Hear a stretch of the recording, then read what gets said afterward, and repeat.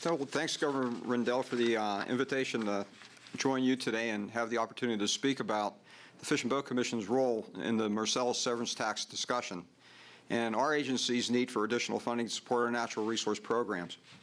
I became director of the Commission in March and was soon asked to testify about this same very issue for the House Finance Committee, which was having a public hearing right down the road in Williamsport. Since then, I've been on the road meeting with sportsmen's groups and newspaper editorial boards and anybody else that would listen about our message. It hasn't changed, and it's still real simple. My staff and I, along with many public service programs, are currently being taxed by the industry. We understand the importance of this natural gas field in providing clean energy to fuel the nation's energy needs, and we also understand the importance of it for Pennsylvania's economy.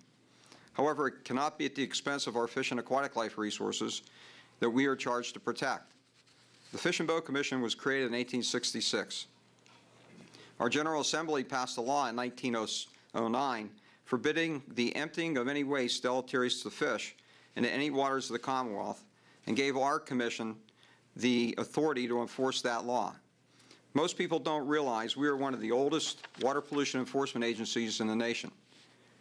We are very serious about protecting our streams, lakes, and rivers from pollution, but the industry has to pay its own way for the work it creates for others.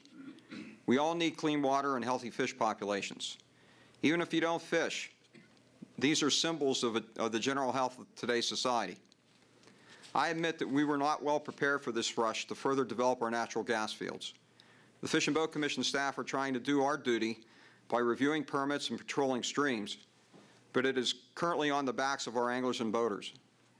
We work very closely with Secretary Hanger's DEP staff in the environmental review of permits and the safe planning of our natural gas development, and our waterways conservation officers stand ready to investigate pollution complaints and punish violators. In fact, we've got pollution complaints that range everywhere from the northeast all the way down to our southwest, and they involve things like saltwater or brine getting into a headwater tributary of Laurel Run near Parker Dam State Park over in Clearfield County, to surfactant getting into Pine Creek here in Lycoming County, and erosion and sedimentation coming off some of the well pads and access roads. So we're finding pollution, we're just not staffed up to respond to it. Our message is simple. First, pass the severance tax. Second, reserve a portion to support conservation programs. And third, remember that the Fish and Boat Commission is part of conservation. Thank you for the opportunity to speak today, and I just may check out the bluegill population in Nesmuck Lake before I leave town, so thanks again.